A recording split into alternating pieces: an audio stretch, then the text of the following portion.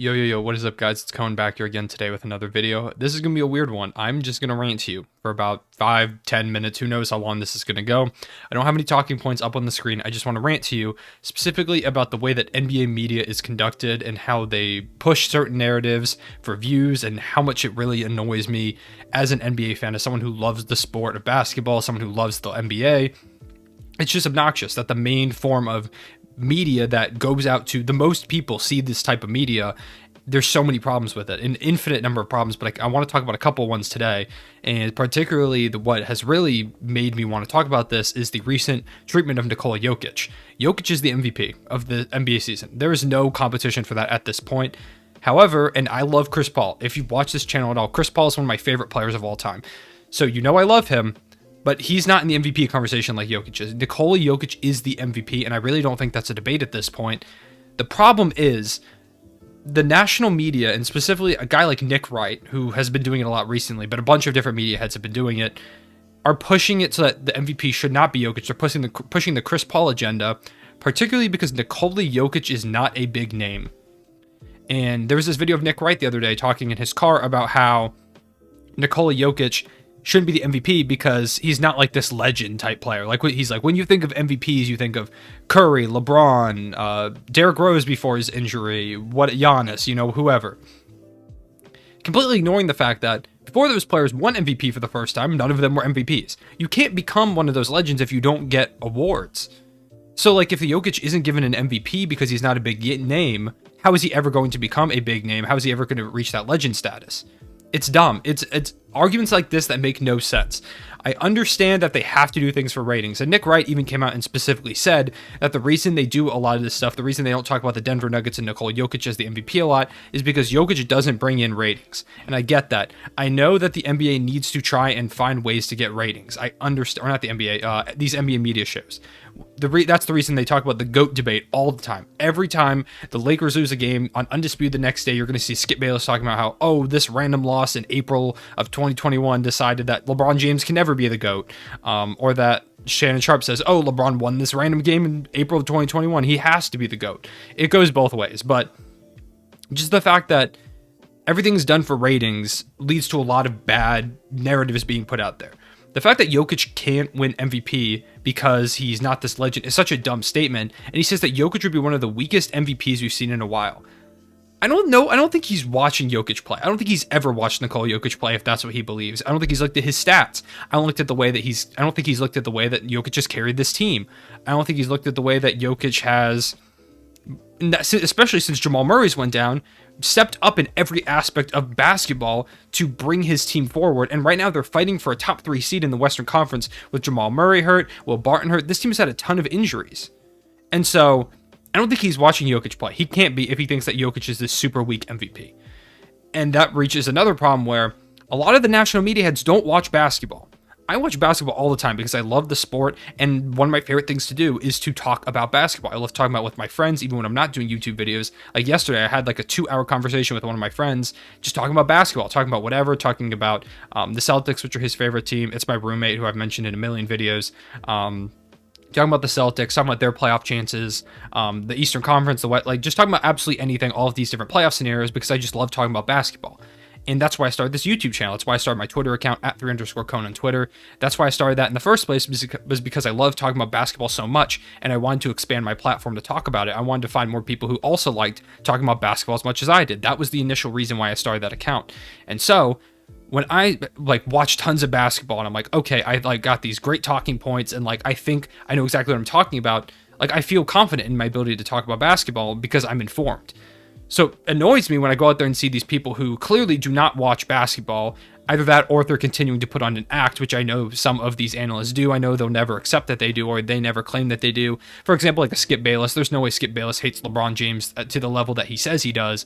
It's just not possible. It's just not rational. And so I know Skip's playing a character, but there's no way they watch that much basketball. There's just no way, because they don't. There's even some analysts like Colin Cowherd, who I don't think is fantastic by any means, but at least to his credit, he goes on there and has admitted before that he really does not watch that much basketball. So when he makes his basketball takes, he talks about like the games that he did watch, and he says, to be honest, I don't watch that much basketball. And so people know to take his opinions with a grain of salt. But when there are these analysts that claim, oh, I know everything about basketball, I watch all these games, like I've watched Jokic all season. There was a segment the other day on First Take where Stephen A. Smith was talking about Russell Westbrook, because Scott Brooks said that Russell Westbrook is the second greatest point guard of all time. And he said, then Scott Brooks, why aren't you winning more with Russell Westbrook? And he was talking about the Wizards themselves, which, I mean, it's a valid argument to talk about how Scott Brooks, with how good Russ and Beal have been this season, why aren't they winning more games?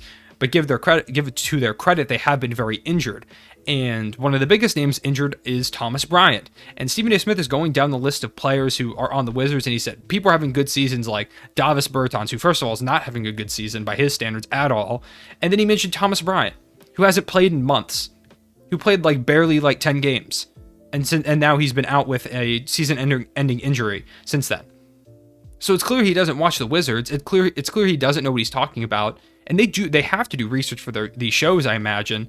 So how does that slip through? Because it just doesn't register to them. That's just not something they think about.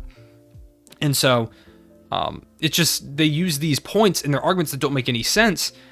And this is the major form of media that most basketball fans consume. And it upsets me because Jokic winning MVP should be something that should be celebrated. Up until this point, the lowest draft pick ever to win MVP is 15th. And it was Giannis and Steve Nash. They're tied for it. Or drafted in the NBA, because you could talk about Moses Malone as well.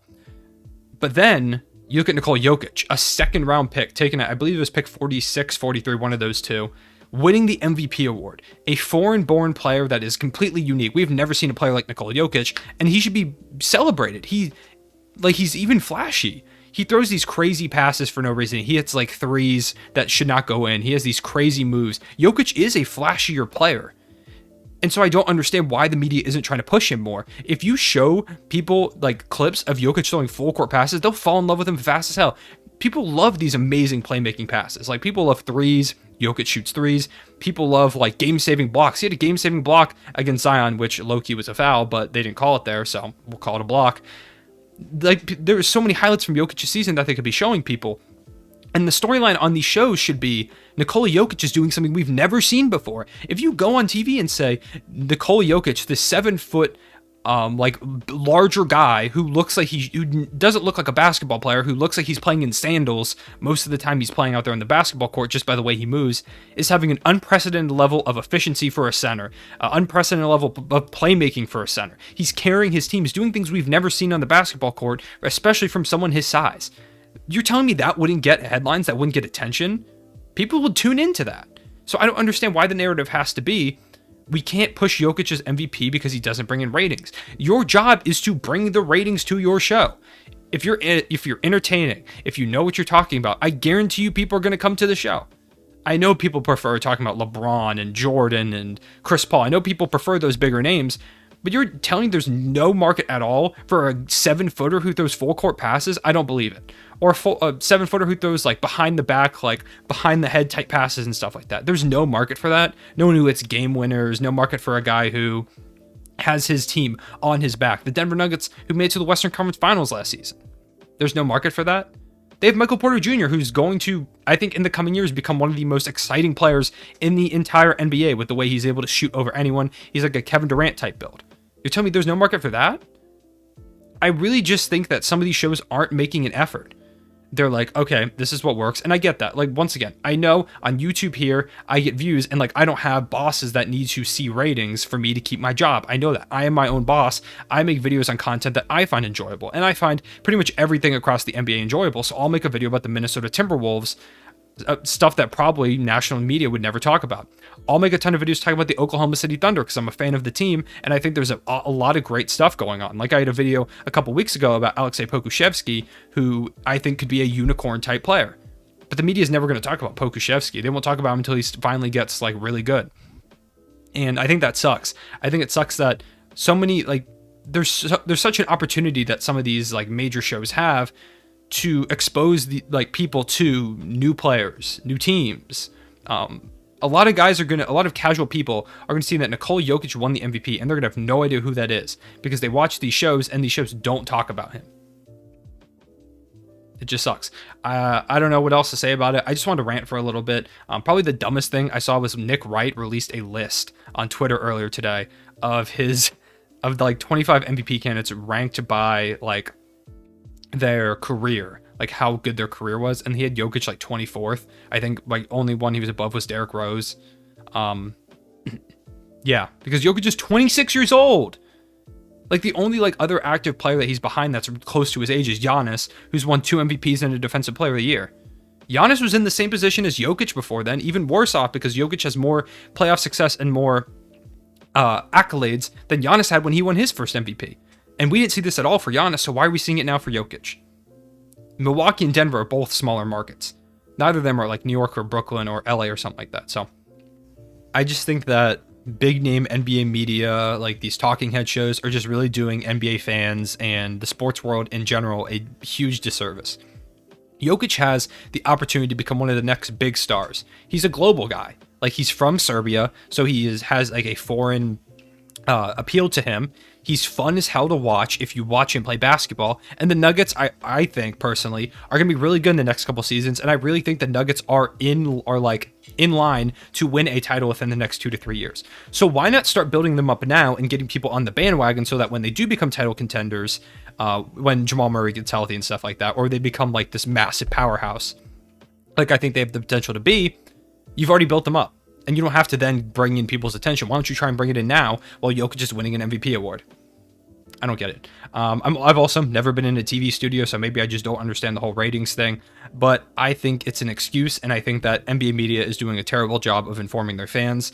And that's why I'm always going to talk about all these different teams and all these different things. I'm never just going to talk strictly about like the Lakers or something like that. While I do talk about the Lakers a lot because they're really good, and I most of the time will talk more about the good teams than the bad teams, I'm going to try to talk about every team because I think that's the best way to do it. I think it's unfair to rob fans of a team the opportunity to hear an opinion that, if they respect my opinion, hear a respected opinion to them about their favorite team. I think that's unfair to them, and I think that giving all fans the opportunity to hear about their teams, their players and stuff is just cool. So with that being said, that's my rant. Let me know what you think about NBA media. I personally, as you can see from this video, have a lot of issues with it. Let me know if you agree with them.